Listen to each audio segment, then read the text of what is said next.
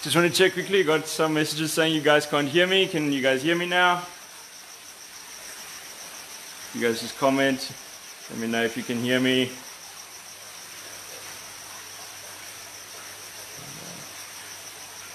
Okay.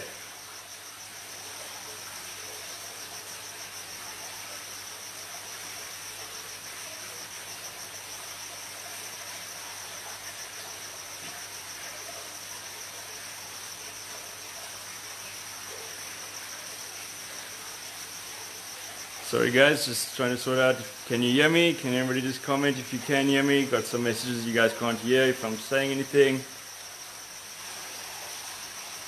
Okay, cool, thank you. Here we go, awesome. Alright, so, start over again. Welcome to the second live stream of the night, guys.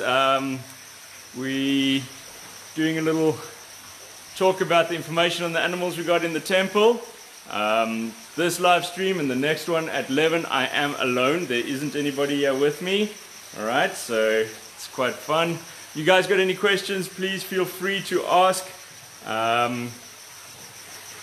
And I'll try and answer as best as I can for you guys. Alright, so again, just to break down why we're doing this After Dark series is pretty much just so that we can, it's a fundraising event for the ranch, so we can continue to look after these amazing animals that we have here and give them the best support that we can. As you know, COVID-19, global pandemic, the ranch is closed, so we do not have tourists, and that means there is no money coming in to keep the funding of the ranch going. So I know, we all know it is a rough time for everybody, but yes, anything that people can help with is appreciated.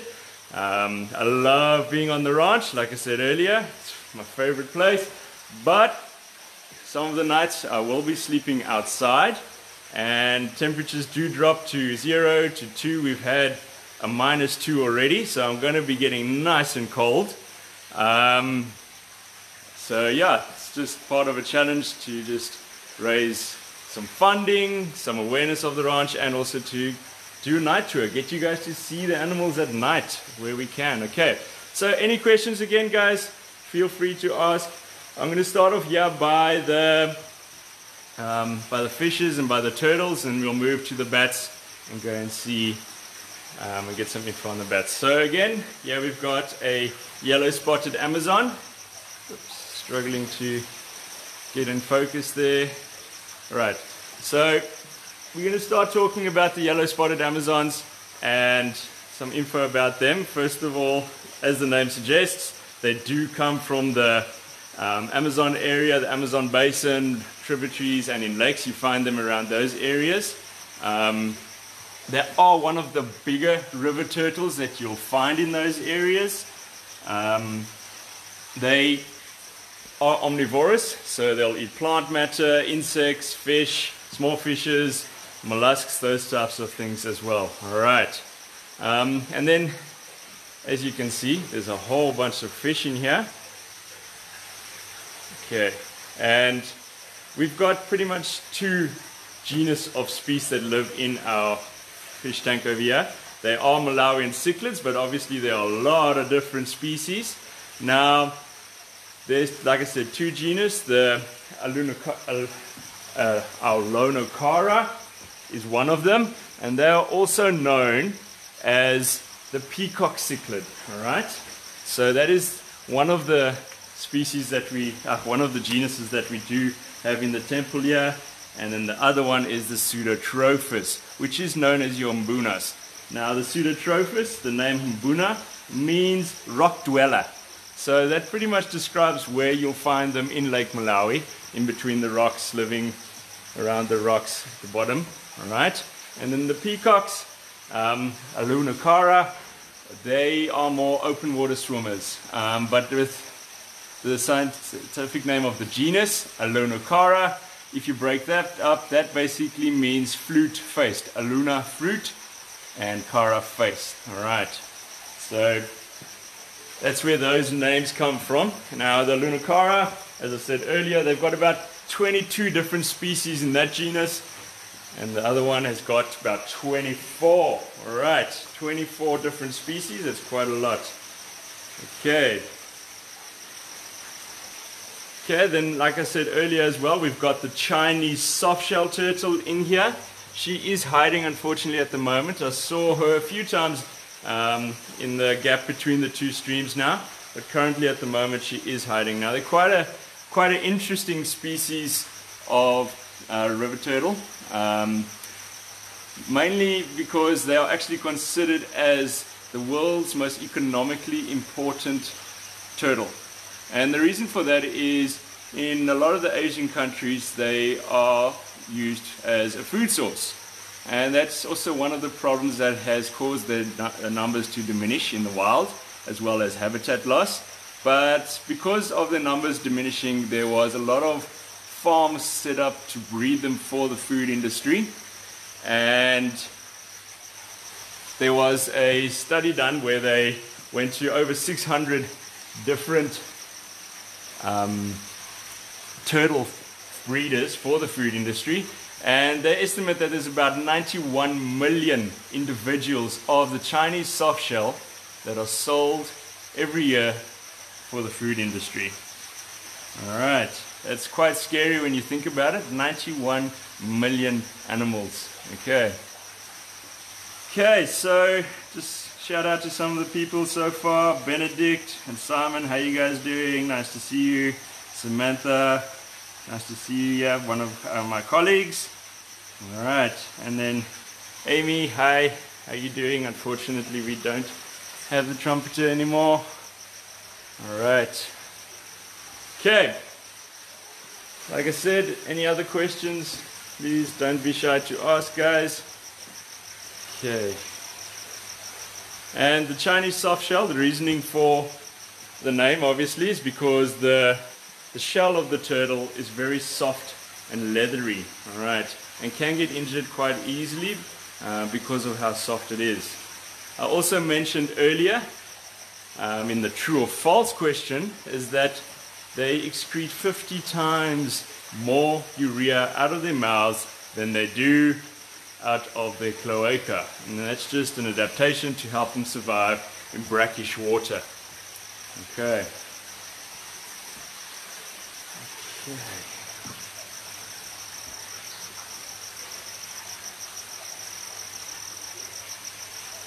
Okay guys, so we're going to move on a little bit and then go and see if we can see any of the bats or any of our bird species that we've got.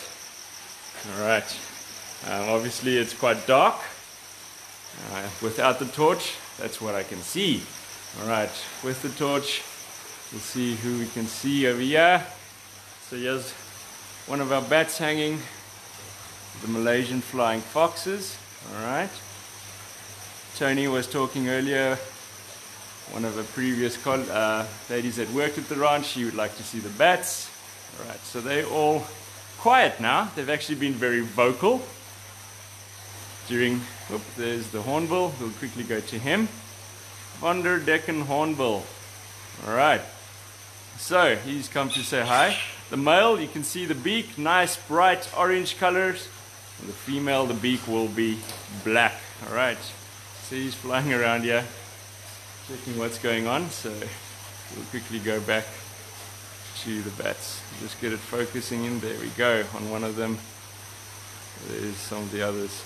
Right, so the Decken hornbill, seeing as he came to say hi, I'll talk about him for a second.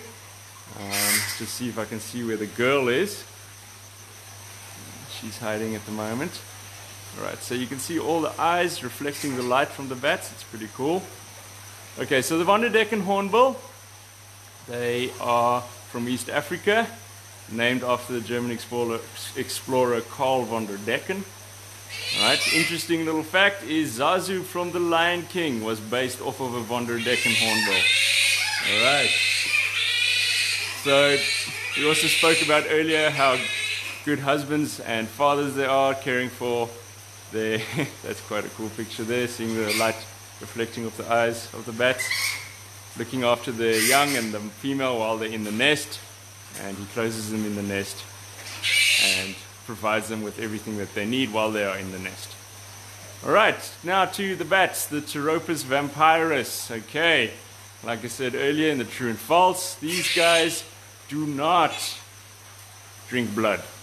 Okay, they are fruit eaters. Okay, they are classed in your megabat family. Okay, there's about roughly 170 different species of megabats, and these are one of the biggest species of megabats. All right. They have got one of the biggest wingspans of about 1.5 meters in length, all right, but weigh about up to 1.1 kilograms. Your heaviest of the megabats is around 1.5 kilograms, which is quite big. All right. Just looking at the comments. All right. Okay. So yeah, these guys come from Malaysia. All right. Malaysian Peninsula. Okay. The scary thing about these guys is that they expect the population will decrease by 30% in the next 10 years. Right? Now another scary fact is that between 2002 and 2006, these guys, there was permits issued to hunt them, which was around about 1,700 permits that were issued, and that meant that about 87,800 of these bats were hunted for food in those 4 years. And roughly every year about 22,000 of them are hunted for food, as they are a food source for the population in those areas. Okay, there we go, you can see some of them, quite big, quite noisy. All right.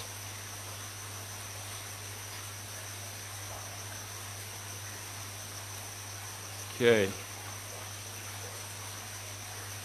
All right. Now this is the only colony in South Africa, all right, of Malaysian flying foxes, and we've got 18 of them. We were lucky enough that we had 2 babies at the end of last year, and they're still with the moms. They can stay with the mom for up to 6 months, all right, which they will then stay around the mom, hang on the mom if it's cold, and drink from the mom. All right, they are also known as the world's only flying mammal. All right, we get other mammals that will glide around, but they don't fly. These guys actively fly, all right, and use their wings flapping to fly. Okay, so there's one right above where I'll be sleeping tonight. He's joining me right over there. Right above my bed for the night. Oh, and one just decided to have a wee on it as well. Nice. Okay. All right. See if we can see any more of them. Didi, the blue duiker, unfortunately she's all the way at the back of the enclosure. Just showing you guys the lights reflecting off the eyes there. It's a pretty cool shot. She's quite difficult to see. I'm going to quickly look if I can see her for you guys and take you through the enclosure with the torch. There she is, back in the spot she was earlier. So you can see the light reflecting off of her eyes, the blue duiker. Alright. Okay. So blue duiker, one of 3 species of duiker that you find in South Africa. The others are the red and the common duiker. It's the smaller of the 3. Also I mentioned earlier, these guys will eat meat if they get the opportunity. Okay, so the reason why they're called a blue duiker is because of the coloring. Some of them have a really bluish tint to them, and then duiker comes from the Afrikaans word diving around, because when they run through the forest, these guys, you'll usually find them in thicker forest type environments, thick bush. When they're running through, they're jinxing and jumping around between the trees, zigzagging as they go. Alright, there she goes actually, and that's where the name duiker comes from, or duiker. Alright, because in Afrikaans, one of the local South African languages, duik means to dive. Alright. Okay, then we've also got some starlings in here. There's one flying around there. You can just see flapping around. Benedict, no mosquitoes luckily. It's quite cold now and the mosquitoes are hiding a little bit from us, which is quite nice. Okay, yes Jason, the floor is nice and clean, thank you very much. Sammy, you want to see my bed? Sorry, that's a bit quick for everybody. Stretcher! Alright, so yes, that's where I'm sleeping for tonight. It's nice and warm in here. It is a tropical house environment for the bats, suits their lifestyle, how they would live out in their natural habitat, more tropical environment obviously than Oudtshoorn is, so that's why we've got it as a tropical house for them. Okay, I'm quite lucky that I'm starting this off in the tropical house. It's nice and cozy. Tonight will definitely be one of the easier nights, where the following nights are pretty much all outside, and like I said earlier, it gets pretty cold. So I'm going to get nice and cold. Got my sleeping bag. Should be fun. Okay, so as you can see as well, not as clearly as during the day, but the temple is themed. Now I'm going to quickly show you to one of the statues that are here in the temple. Now, like I mentioned in the previous video, Mr. E and Mrs. E on their travels as well have come across a lot of stories, a lot of people, indigenous people, and with the Valley of Ancients, the first part of the ranch that you'd go through, you will pretty much see it's themed very interestingly, and there's lots of statues and paintings from from communities through Africa, and huts that are designed after certain tribes' huts throughout Africa. Now the statue you're seeing here is a statue of what is called the Nyami Nyami. In Zambia, they believe that the Nyami Nyami is the river god. Alright? And when the Kariba Dam was built, the Tonga people believed that the Nyami Nyami was angered by this building of the dam in the Zambezi River, and there was a lot of disappearances and flooding and drowning of the people that were working on the dam at that time.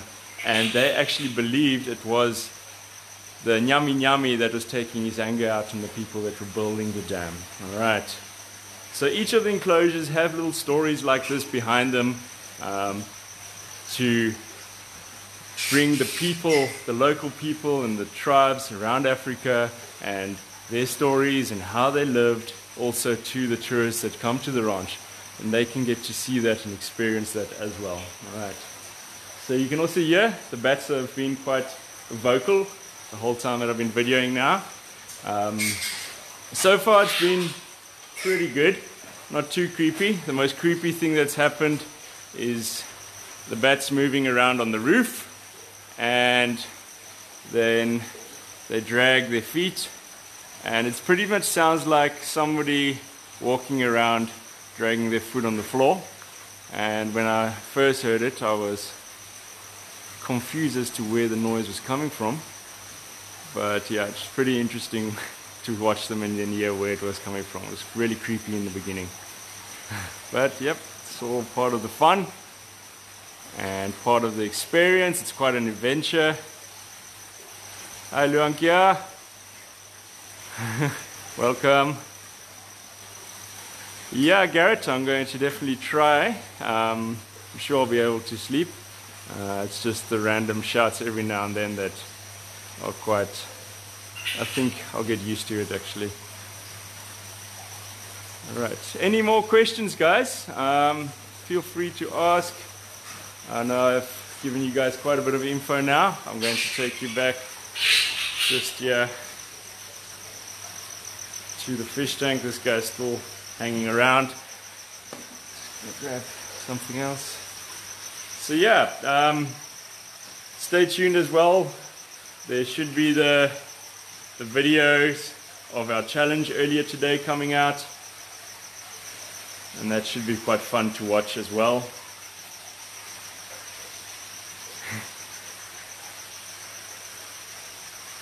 Alright, so got nice sound of water flowing as well, of the waterfall at the back, so that's quite comforting. Alright, the clue, we've got 2 hornbills at the moment, 1 boy and 1 girl.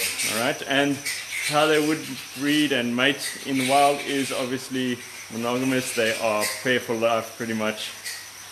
Alright, and they'll stay together. Alright, Kaylin, you mentioned about cleaning the fish tank was quite an adventure. It's always great fun when our volunteers get involved with cleaning the fish tank and have to go into the fish tank itself to get the glass cleaned. Alright, Casper, the turtles in captivity around 30 years. Siobhan, how often do we feed all these animals in this enclosure? Well, for the mammals, well, and the reptiles and the fish as well actually, it is twice a day, daily.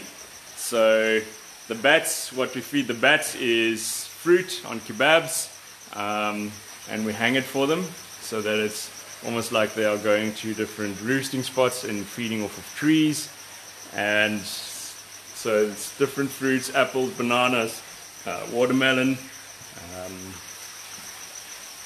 mango, spun speck or cantaloupe, if I'm not mistaken, is the other name for them. So those are for the bats. The blue duiker also twice a day, a variety of vegetables and fruits. The hornbills also eat meat, so we feed them mince. They will eat other small birds, nesting birds, and small mammals like very small mice, lizards, those types of things. Alright, and then the fishes we do feed with a certain fish food that we buy from a company in Port Elizabeth. So yeah, each of the animals in this enclosure do get fed twice a day. Alright. Hi Karika, thank you. Right, just going through the comments, seeing if there's any other questions that I haven't got to yet.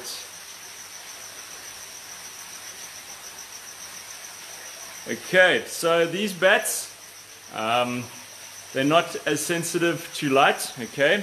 Like I said, these guys use their eyesight, not echolocation, to find their food, okay? And they will come out. They hang in trees, they like to roost in caves, but throughout the region you'll find them in forests, mainly living in trees. And then when the sun starts to go down, they start to become more active, and that's when they will go and look for food and start flying. And the interesting thing is they can fly up to 50 kilometers just to find food in one night. All right, one direction, 50 kilometers.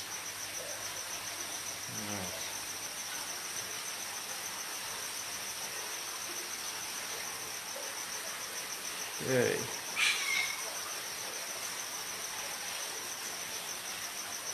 Okay, I've got a request to try and zoom in on the bats, so we're going to try and see if we can get a better picture of the bats. Before we do that, I just want to show you this the yellow-spotted Amazon. So these guys are called side neck turtles, and the reason for that is they cannot pull their neck and head all the way back into the shell. So what they do is they curl the neck around to the side and hide it underneath the rim of the shell. Alright, and that's how they will protect their head. And the yellow spots are on the sides of their face. You can't unfortunately see it too nicely now, but that pretty much, with age, it does fade. So the older they are, the less visible those spots are. Alright, so I'm going to quickly go to the bats, see if we can zoom in on them a little bit. See where the closest ones are. Let's have a look quickly. Okay. Alright, so we're going to go back towards the bat. Let's see if I can get a nice, I don't want to shine on them.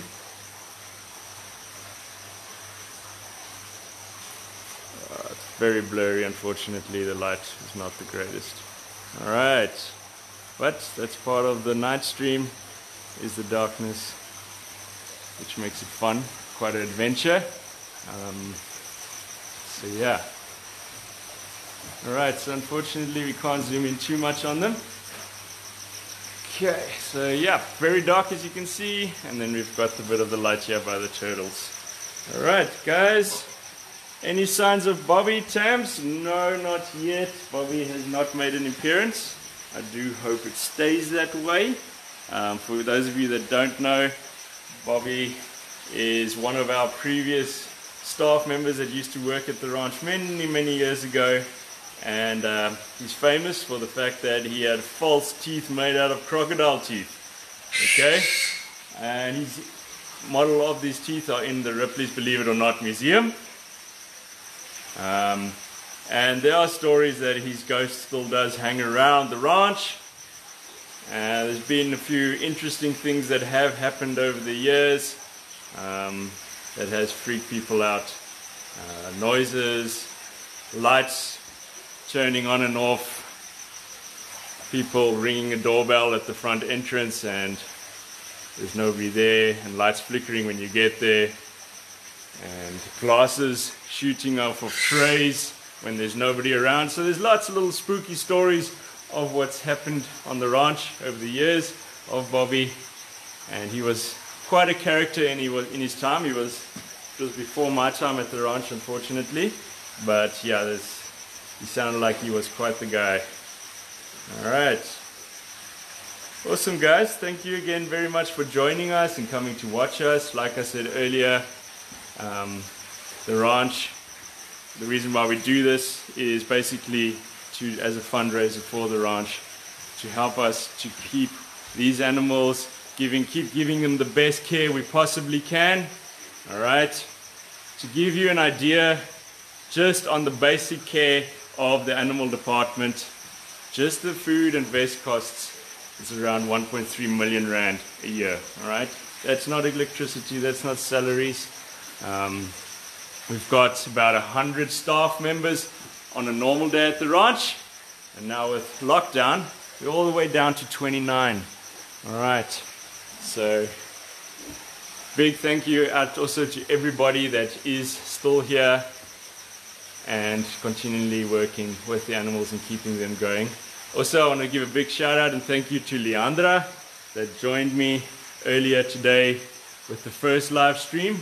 She was our first guest on this After Dark series, and she also took part in the challenge that we did earlier today that we'll post a bit later. So thank you to her, she did great, and we really appreciate that. Alright, let me see if there's any other questions. Yes, sorry, 1.3 million a month.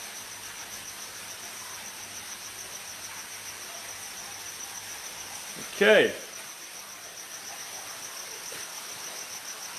So we'll be doing one more stream tonight, guys. That is at 11 o'clock. For those of you that are still awake, you want to join in and see what's happened in the time that we haven't been streaming, you are more than welcome to join us and come and see what the animals have gotten up to.